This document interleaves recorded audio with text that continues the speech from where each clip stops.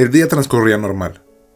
Los afanes cotidianos, el cuidado de los niños, atender el negocio, y lo más difícil era sobrellevar la vida después de una separación. Estaba perdida en mis labores, cuando aproximadamente al mediodía recibí la llamada de una amiga. Pensé que se trataría de un nuevo caso, pues en ese tiempo ejercía mi carrera de abogada. Pero no fue así. Aquella llamada fue para decirme que su madre había fallecido, y que sería velada en una conocida funeraria, que en aquel entonces se encontraba fuera de la ciudad. La noticia me causó un desagrado bastante fuerte. Sí, por la pérdida de mi amiga, pero sobre todo porque las casas funerarias y en especial los funerales me generaban una profunda incomodidad. Pero simplemente no me pude negar a asistir. En primera, porque se había tomado la molestia de avisarme, y sé por experiencia propia que en esos momentos tan difíciles, realmente solo se contacta a las personas que te importan, o que en verdad te gustaría que te acompañaran en tu dolor. Mi amiga me dijo que podría llegar a partir de las 9 de la noche, y de nuevo sentí un vuelco en el corazón. En mi mente busqué 1000 pretextos. ¿Con quién se quedarían mis hijos? Ya era muy noche. Tendría que regresarme sola. Pero lo que salió de mi boca fue: ahí estaré para acompañarte un rato. Con desgano, hablé con una amiga que vivía cerca de mi casa, para pedirle el favor de cuidar a los niños. Quería con todo mi ser que se negara, pero no fue así.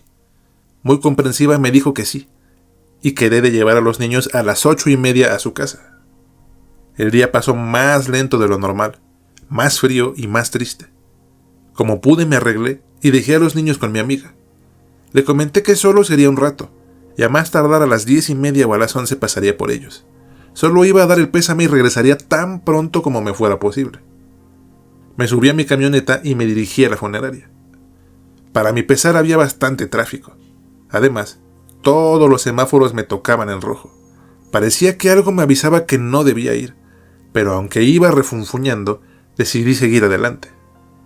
La funeraria se encontraba en los límites de la ciudad, pegada a una reserva ecológica, por lo que no había casas en los alrededores. Avancé por la avenida que conducía hacia la carretera y de ahí seguiría derecho hasta llegar a la funeraria. Llovió toda la tarde, así que el frío era bastante fuerte. Además había una densa neblina en el camino que dificultaba mucho la vista.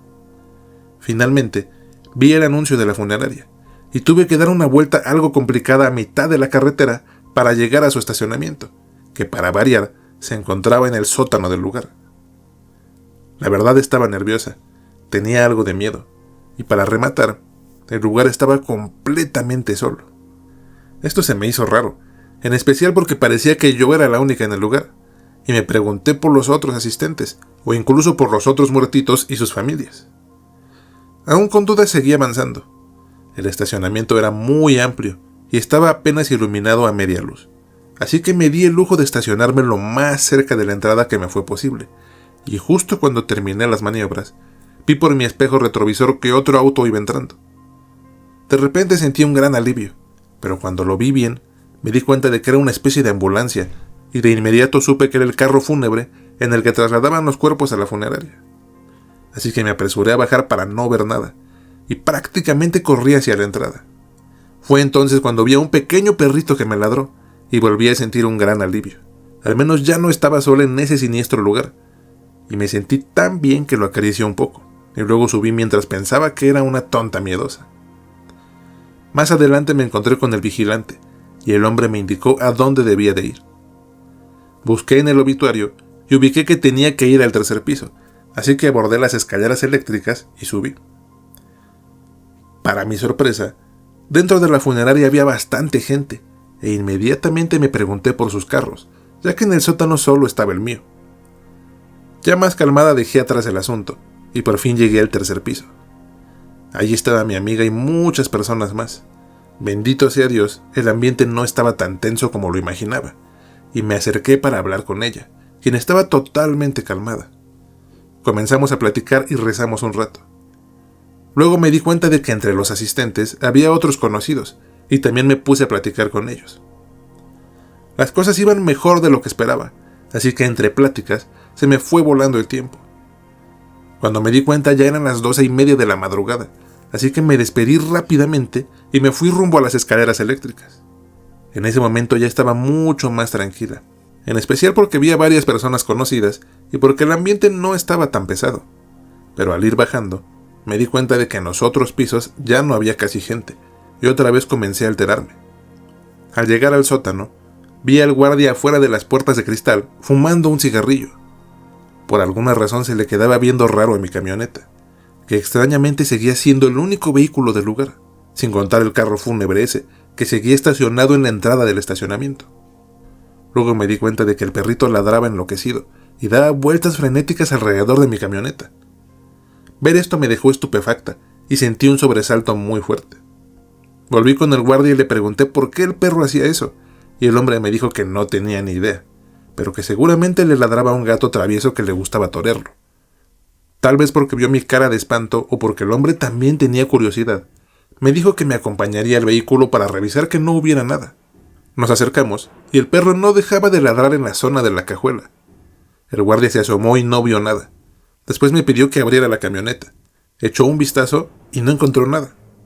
Le di unas monedas por su atención y el hombre se fue decepcionado, llevándose al perro consigo. Para no enloquecer me quedé con la idea de que se trataba de un gato y luego me subí al auto. Hice las maniobras necesarias y cuando estaba lista para salir, busqué al guardia y a su perro para despedirme, pero ya no estaban ahí. Avancé hacia donde estaba el señalamiento de salida y repentinamente sentí un brinco en la camioneta. Creí que me había pasado un tope, pero no recordaba que siquiera hubiera uno. Por un instante me paralicé y pensé que había atropellado al perrito, así que avancé un poco para ver por el retrovisor, pero no se veía nada. Bajé el vidrio de la ventana y me asomé, pero no se alcanzaba a ver nada. Entonces cerré la ventana y apresuré mi salida. Avancé por la oscura avenida y me estremeció sentir que dentro de la camioneta hacía bastante frío, así que encendí la calefacción, pero no sirvió de nada. El interior del auto estaba helado como un congelador. Por la hora casi no había tráfico, así que continué sin problemas hacia el retorno. Justo iba dando la vuelta, cuando de pronto se escuchó un rechinido atroz en el vidrio trasero. Era muy similar al ruido que hace un gis al frotarlo violentamente contra un pizarrón, así que alterada, lo primero que hice fue revisar el fondo con el espejo retrovisor. Para mi sorpresa, no se veía nada, pero yo sabía que había alguien más en la camioneta. Luego los vidrios comenzaron a empañarse rápidamente, y el miedo se apoderó de mí.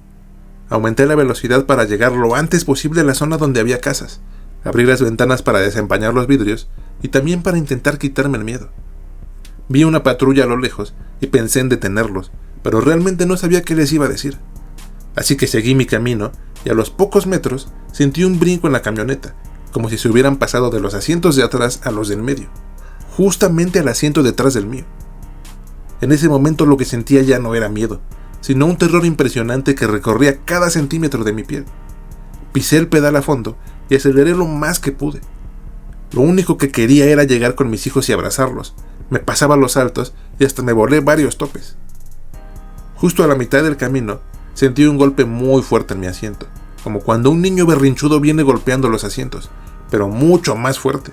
Aunque no quería ver el espejo, y hasta volteé para ver de qué se trataba, pero no había nada.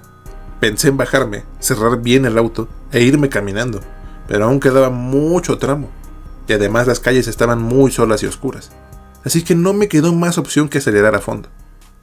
Por fin vi la avenida que llevaba a casa de mi amiga, di la vuelta y me dirigí a su casa rápidamente, pero de pronto se volvió a escuchar el vidrio rechinar, aunque esta vez era justo el que estaba detrás de mí.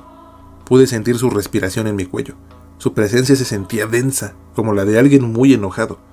La verdad es que no supe cómo no me infarté en ese momento, porque el terror que sentí en mi alma era insuperable.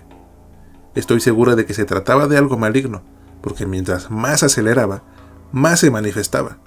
Ahora pienso que fuera lo que fuera, seguramente su objetivo era que me estrellara. Pero no lo logró. Llorando y temblando, por fin llegué a casa de mi amiga.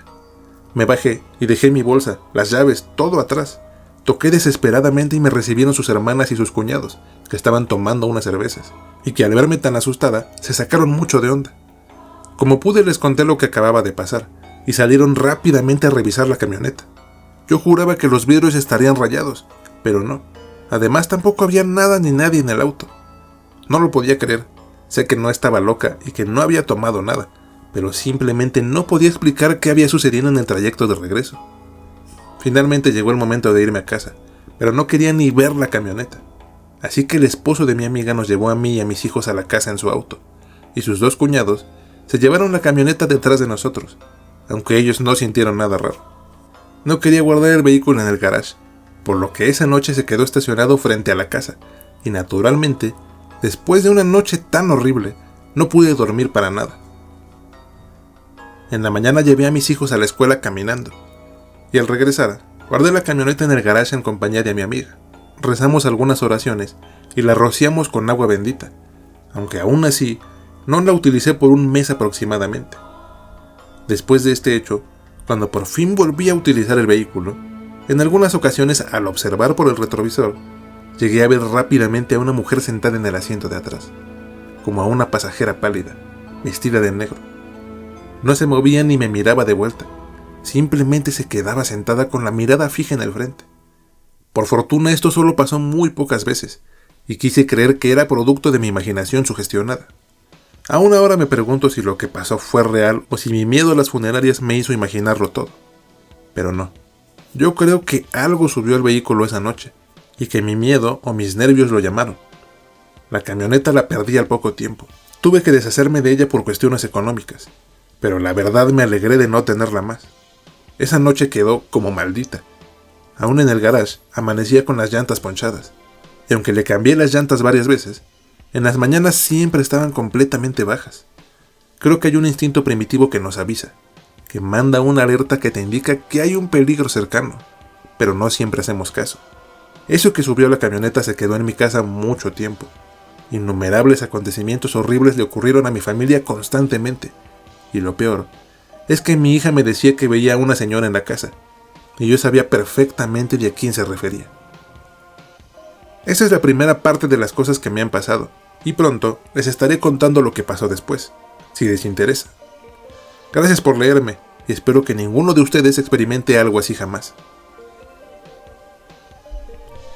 Si quieres que alguna de tus historias o relatos aparezcan en Relatos Terroríficos y dónde encontrarlos, pueden mandármelas al correo elrincondelosmalditos795@gmail.com, donde las estaré leyendo gustoso, y si logran atraparme, seguramente les dé vida en un video como este. Por último, quiero invitarlos al Patreon del Rincón de los Malditos, y si gustan apoyarme, les estaré eternamente agradecido. Todas sus aportaciones serán destinadas a mejorar este canal y para impulsar los otros proyectos en los que estoy trabajando actualmente. De igual modo, un like, un comentario y compartir este video son acciones que me ayudan más de lo que se imaginan, y agradecería profundamente si pudieran ayudarme de esa manera. Muchas gracias si han llegado hasta este punto, y vuelvan pronto para escuchar más relatos terroríficos y dónde encontrarlos.